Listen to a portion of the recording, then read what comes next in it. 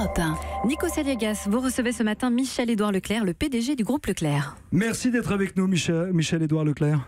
Je suis très content de faire votre ouverture. Là. Vous aussi, vous devez repartir au challenge.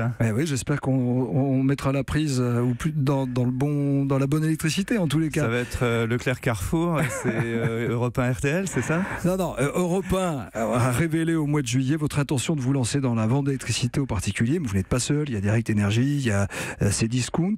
Pourquoi vous avez décidé d'aller sur ce terrain? Qu'est-ce que vous avez à gagner?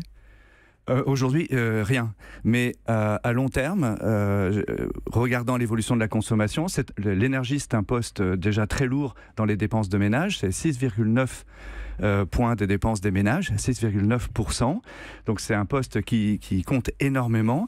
Et j'anticipe la montée des prix de chacun des postes, que ce soit le gaz, que ce soit les carburants, que ce soit l'électricité. Et donc, il faut prendre position dès maintenant, il faut rentrer sur ce sujet. Mon sujet central, c'est toujours la lutte contre les prix trop hauts, c'est mettre plus de compétition pour qu'il puisse y avoir des prix moins chers. Vous restez dans votre ADN. Leclerc reste dans son ADN. Nous sommes déjà le premier distributeur de carburant en France. Le deuxième, le premier c'est Total, le deuxième c'est Leclerc. C'est comptant, vous c'est le prix comptant, c'est ça? C'est le prix.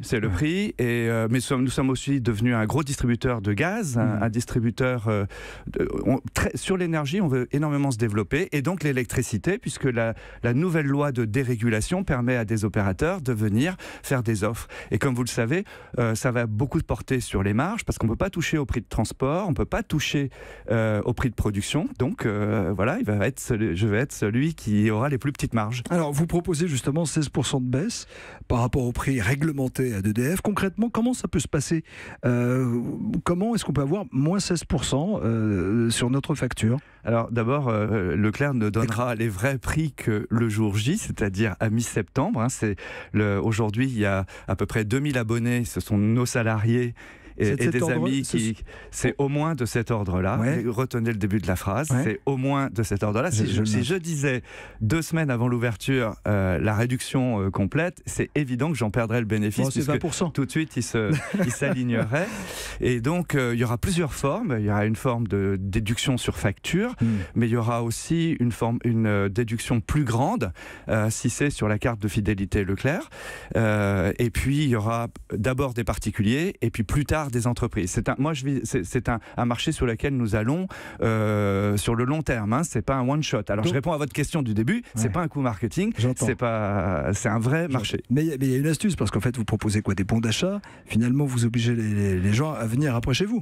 Ils restent dans la famille, quoi. Non, on n'est pas obligé. On n'est pas obligé. Mais c'est normal qu'au moment où on se lance, et puis nous ne connaissons pas ce nouveau marché, que nous comptions favoriser nos propres clients. Vous savez, c'est déjà 18 millions de clients. Avant qu'on arrive à 18 millions de clients dans l'électricité, il y a du boulot. Les bons d'achat sont bien chez Leclerc. Oui, tout à fait. Et c'est une manière pour nous de pouvoir faire des réductions encore plus grandes sur l'électricité. C'est gagnant-gagnant pour tout le monde et pour vous. Voilà. Vous dites que vous allez vendre de l'électricité verte. Oui. C'est quoi l'électricité verte? C'est principalement en Europe l'électricité hydraulique. C'est celle qui pollue le moins. C'est ce qu'on appelle l'électricité verte. Oui, nous allons acheter l'électricité avant de la revendre à des opérateurs qui ont une électricité verte certifiée. Est-ce que vous allez créer des emplois? Oui. Alors au début, à la mesure du marché sur lequel nous entrons, on va créer tout de suite 160 emplois.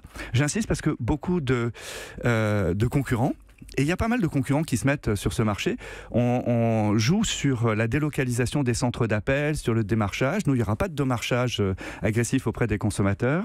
Et nos centres d'appel, ils seront en France, dans la région de Roubaix. C'est un Breton qui le dit.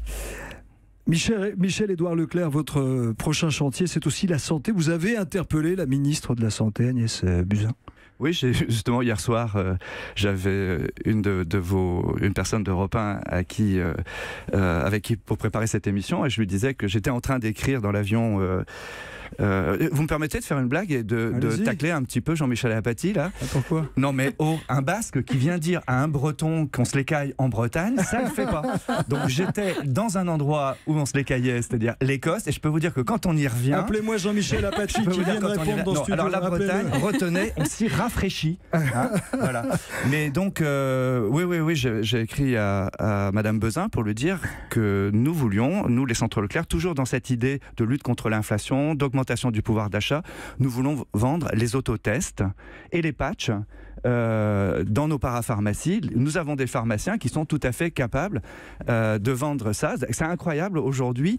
Nous avons le droit de vendre des cigarettes électroniques, mais pas des patchs anti-tabac. Donc, aujourd'hui, il faut multiplier ces tests anti-cholestérol, ces tests que tout le monde peut utiliser. Ouais, de la parapharmacie, quoi. Comme en Angleterre, par exemple. Là, vous parlez de l'Écosse, on peut aller dans un Boots ou ailleurs en Angleterre et tout trouver. Électricité, santé, produits multimédia. Il y a énormément de petits ruisseaux dont on pourrait faire bénéficier les consommateurs qui finissent par faire des centaines d'euros d'économies à la fin de l'année. Des ruisseaux aussi glacés que ceux de la Bretagne. Vous l'avez vexé, Jean-Michel Apathy. Je suis désolé, Michel. Moi, je me suis baigné quelques fois en Bretagne, mais moi, je suis très frileux. Il faut dire. Alors, il paraît que cet été, j'aurais pu plonger. Je ne l'ai pas fait, mais j'aurais pu plonger la tête à la première. Je n'ai pas eu froid. Voilà, c'était ça. Non, mais attends, l'eau de la baie Concarneau, elle a au moins 3 degrés de plus que l'eau de Biarritz. Alors, je vais aller voir la baie de Concarneau. Merci Michel-Édouard Leclerc d'avoir été notre invité ce matin sur Europe 1. 7h, 9h, Nikos Aliagas sur Europe 1.